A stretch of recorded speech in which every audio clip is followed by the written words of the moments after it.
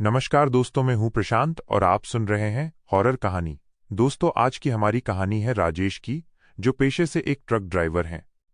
दोस्तों, कहानी शुरू करने से पहले आप सबसे एक रिक्वेस्ट है। अगर आप हमारे चैनल पर नए हो तो हमारे चैनल को सब्सक्राइब करें, और आप चाहते हो कि मैं अपनी वीडियो में आपका नाम लूं तो आप मुझे अपना नाम कमेंट कर सकते हैं। तो चलिए बिना किसी देरी के कहानी शुरू करते हैं। रात गहरी हो चुकी थी। आसमान में चांद आधा था और बादलों से ढका हुआ लग रहा था। राजेश, एक अनुभवी ट्रक ड्राइवर, अपनी लंबी ट्रक में माल लेकर दिल्ली से लखनऊ की ओर निकल पड़ा था। उसे इस रास्ते पर कई साल हो चुके थे और उसने सैकड़ों बार इस हाईवे पर ड्राइव किया था। लेकिन आज की रात कुछ अलग सी थी। हवा ठंडी थी और सड़क पर अजीब सा सन्नाटा पसरा हुआ था। गांव के छोटे छोटे मकान पीछे छूटते जा रहे थे और आगे बस जंगल और सुनसान सड़क थी। ट्रक की हेडलाइट्स दूर तक चमक रही थीं, लेकिन उन रोशनी के बीच भी राजेश को ऐसा महसूस हो रहा था जैसे कोई उसके पीछे पीछे चल रहा हो। राजेश ने रेडियो ऑन करने की कोशिश की ताकि माहौल हल्का हो जाए, लेकिन रेडियो पर बस फुसफुसाहट और अजीब सी आवाजें आ रही थीं। उसने हंसकर खुद को दिलासा दिया, शायद सिग्नल नहीं आ रहा। लेकिन तभी अचानक उसके कानों में धीमी आवाज गूंजी, राजेश। वो चौंक गया। ट्रक के भीतर उसने चारों ओर देखा। कोई नहीं था। सीट के पीछे सिर्फ उसका बैग और एक पानी की बोतल रखी थी। उसने सोचा, शायद थकान की वजह से उसे वहम हो रहा है। करीब आधे घंटे बाद वो एक पुराने ढाबे के पास रुका। ढाबा वीरान सा लग रहा था। जहां पहले भीड़ होती थी वहां अब टूटी हुई चारपाइयां और बुझी हुई आग पड़ी थीं। उसने सोचा कि शायद देर रात होने की वजह से सब सो गए हैं। राजेश ने ट्रक खड़ा किया और पानी पीने लगा।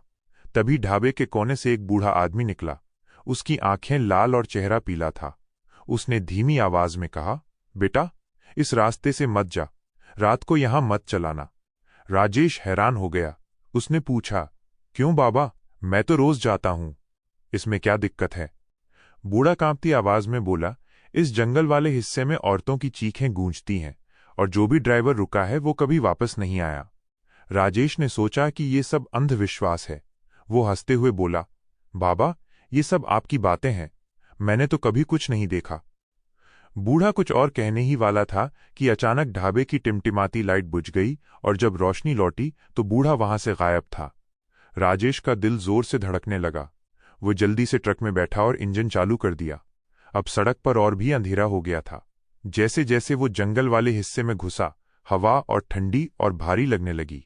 पेड़ सड़क के दोनों ओर झुके हुए थे, मानो किसी कैदखाने के गेट की तरह रास्ता बंद कर रहे हों। राजेश की आंखें अचानक डैशबोर्ड पर गईं। स्पीडोमीटर की सुई अजीब तरह से कांप रही थी। ट्रक एकदम ठीक चल रहा था, लेकिन मीटर 0 से 100 के बीच पागलों की तरह दौड़ रहा था। अचानक ट्रक की हेडलाइट्स अपने आप बंद हो गईं। उसने तुरंत ब्रेक मारा। ट्रक बीच सड़क पर रुक गया। चारों तरफ घना अंधेरा था। उसने हेडलाइट ऑन करने की कोशिश की, लेकिन वे नहीं जलीं। और तभी सामने सड़क पर एक औरत खड़ी थी, सफेद साड़ी में, लंबे खुले बाल और चेहरा झुका हुआ। राजेश की सांस अटक गई।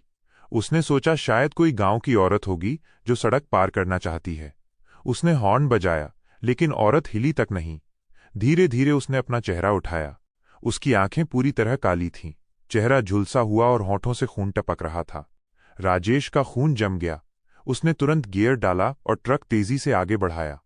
औरत सड़क से हट गई, लेकिन जब उसने रियर व्यू मिरर में देखा तो वो औरत ट्रक के ऊपर खड़ी थी, सीधे उसके केबिन की छत पर।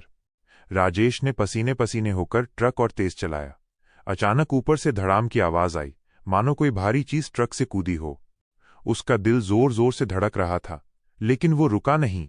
उसे बस एक ही ख्याल था, किसी भी तरह इस जंगल से बाहर निकलना है। लगभग 15 मिनट बाद सड़क के किनारे उसे एक छोटी सी झोपड़ी दिखी। बाहर लालटेन जल रही थी।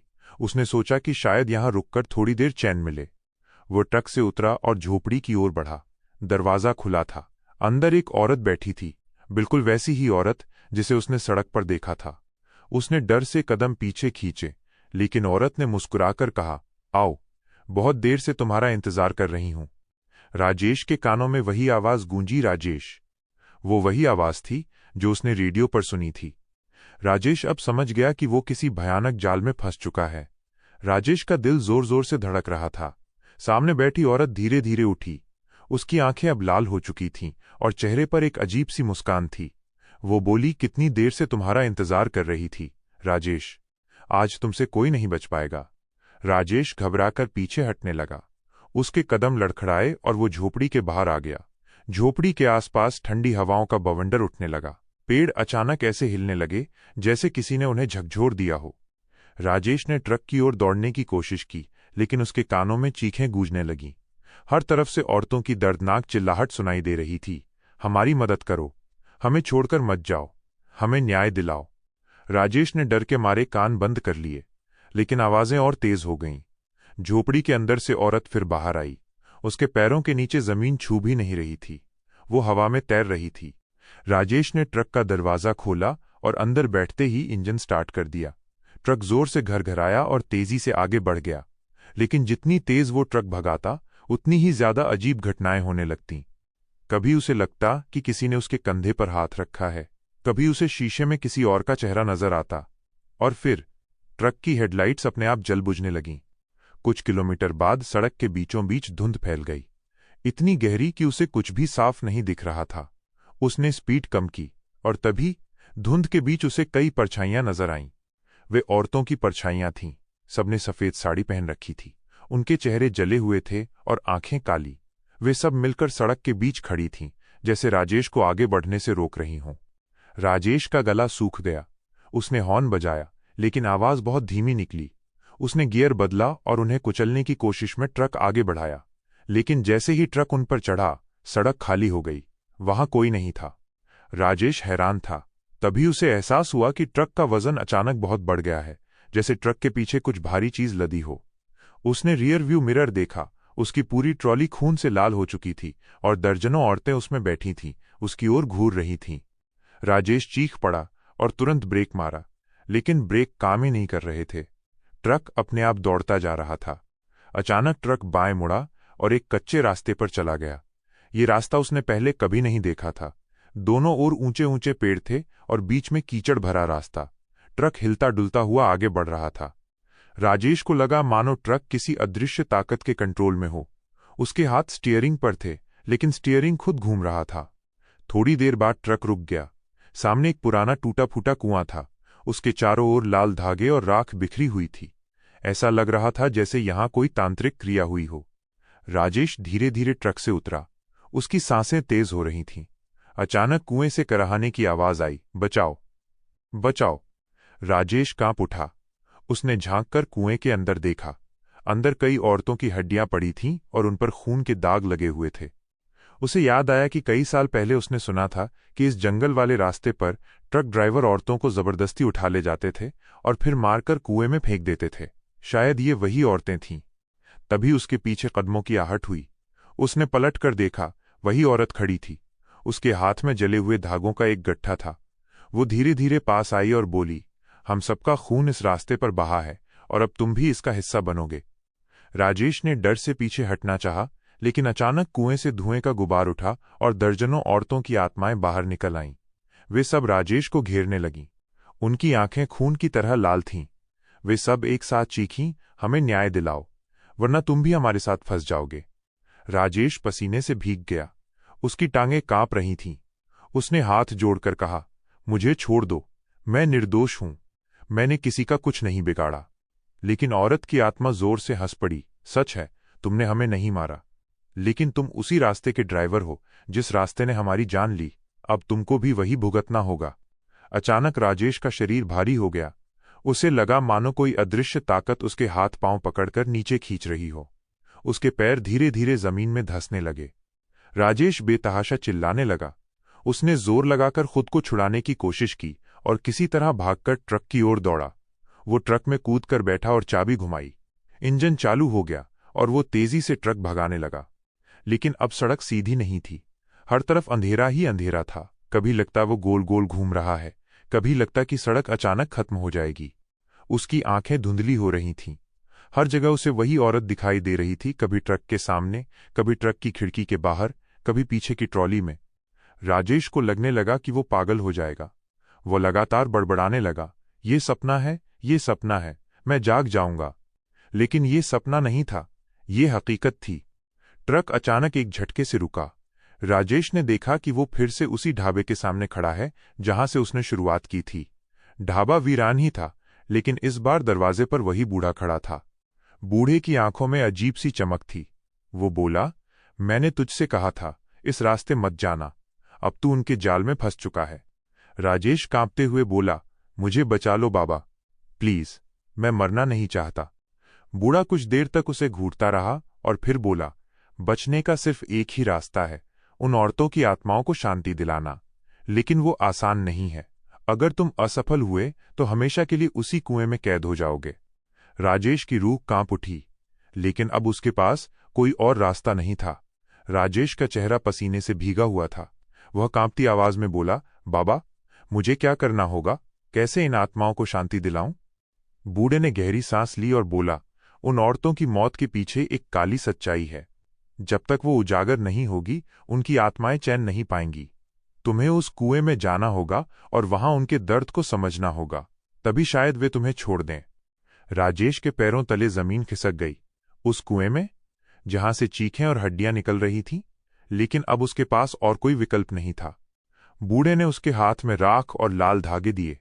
बोला, ये तुझे थोड़ी देर बचाएंगे, पर हमेशा के लिए नहीं। याद रख, अगर डर गया तो तेरी आत्मा भी वहीं कैद हो जाएगी। राजेश ने भारी कदमों से ट्रक की ओर देखा। उसका मन भागने का कर रहा था, लेकिन ट्रक अब स्टार्ट ही नहीं हो रहा था, जैसे किसी अदृश्य ताकत ने उसे रोक दिया हो। उसने हिम्मत जुटाई और फिर से जंगल वाले रास्ते की ओर चल पड़ा। हर कदम पर अंधेरा और घना होता जा रहा था। पेड़ सरसराते हुए अजीब अजीब आवाजें निकाल रहे थे। अचानक उसे लगा कि कोई उसके साथ चल रहा है। उसने पीछे मुड़कर देखा। वही औरत, सफेद साड़ी में, धीरे धीरे मुस्कुराती हुई उसके साथ साथ चल रही थी। राजेश की रूह कांप उठी, लेकिन उसने नजरें फेर लीं और कदम तेज कर दिए। कुछ देर बाद वो फिर उसी कुएं के पास पहुंच गया।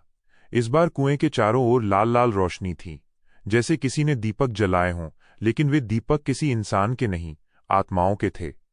राजेश ने कांपते हाथों से राख और धागा अपने चारों ओर घेरा बनाकर रखा और कुएं के पास खड़ा हो गया। तभी कुएं से धुएं का गुबार उठा और दर्जनों औरतों की आत्माएं बाहर निकल आईं। वे सब एक साथ चीखीं, राजेश, अब तू नहीं बचेगा, हमारे साथ आ। राजेश डरते हुए बोला, मैं तुम्हारा दुश्मन नहीं हूं, मैं सिर्फ तुम्हें शांति दिलाना चाहता हूं।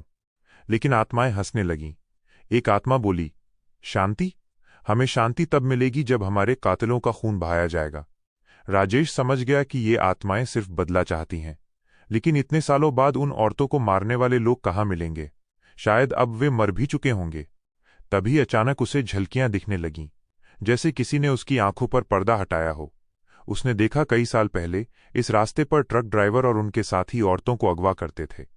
पहले ढाबे पर उन्हें नशा देकर बेहोश किया जाता, फिर जंगल में ले जाकर उनके साथ हैवानियत होती और आखिरकार उन्हें कुएं में फेंक दिया जाता। राजेश की आंखों से आंसू निकल आए। वह कांपती आवाज में बोला, हे भगवान, ये कितना बड़ा पाप हुआ है। आत्माएं और गुस्से में आ गईं। वे राजेश के घेरे को तोड़ने लगीं। राख जलने लगी और धागे खुलने लगे। राजेश जमीन पर गिर पड़ा और चिल्लाया, मुझे बख्श दो, मैं कसम खाता हूं कि तुम्हारा सच सबको बताऊंगा, तुम्हें इंसाफ दिलाऊंगा। इतना कहते ही चारों तरफ सन्नाटा छा गया। आत्माएं ठहर गईं। उनकी आंखों में अब गुस्से की जगह आंसू थे। वो औरत जो सबसे पहले राजेश के सामने आई थी, धीरे धीरे बोली, अगर तू सच में हमें इंसाफ दिला सके तो शायद हमें मुक्ति मिल जाए, लेकिन अगर तू झूठा निकला तो तेरी आत्मा हमेशा हमारे साथ रहेगी। ये कहकर सब आत्माएं फिर से कुएं में समा गईं। राजेश हांफता हुआ जमीन पर गिर गया। सुबह की हल्की रोशनी फूट रही थी। जंगल का अंधेरा धीरे धीरे खत्म हो रहा था। वह किसी तरह ट्रक तक पहुंचा। अब ट्रक अपने आप स्टार्ट हो गया। उसने ट्रक चलाया और सीधा शहर की ओर निकल पड़ा। कई दिन बाद राजेश ने पुलिस थाने जाकर पूरी घटना बताई। पहले तो पुलिस ने हंसी उड़ाई, लेकिन जब उसने कुएं का जिक्र किया और उन्हें वहां ले गया तो सब दंग रह गए। कुएं से सच में दर्जनों हड्डियां और औरतों के कपड़े मिले। मामला मीडिया तक पहुंचा। खबर फैल गई कि उस पुराने जंगल के रास्ते पर औरतों की आत्माएं भटकती हैं। कई पुराने केस खुले और उस जमाने के कुछ बूढ़े अपराधियों को पकड़ा गया। धीरे धीरे वो कुआं भर दिया गया और वहां एक मंदिर बना दिया गया। लोग मोमबत्तियां जलाकर उन औरतों की आत्माओं की शांति के लिए प्रार्थना करने लगे। राजेश ने राहत की सांस ली। उसे लगा कि अब शायद सब खत्म हो गया है। लेकिन एक रात जब वो फिर से ट्रक लेकर निकला तो सड़क पर अचानक रेडियो अपने आप चालू हो गया और उसमें वही फुसफुसाहट गूंजी राजेश, अभी सब खत्म नहीं हुआ। राजेश का चेहरा पीला पड़ गया। उसने शीशे में देखा, उसकी ट्रॉली में फिर वही औरत बैठी थी, सफेद साड़ी में, काली आंखों के साथ। उसकी मुस्कान डरावनी थी। राजेश ने डर से स्टीयरिंग कसकर पकड़ा। उसे समझ आ गया कुछ आत्माएं अब भी चैन नहीं पा सकीं, और शायद उसका सफर कभी खत्म नहीं होगा। दोस्तों, ये थी हमारी आज की कहानी। आपको ये कहानी कैसी लगी, कमेंट कर बताएं, और मिलते हैं एक नई कहानी के साथ।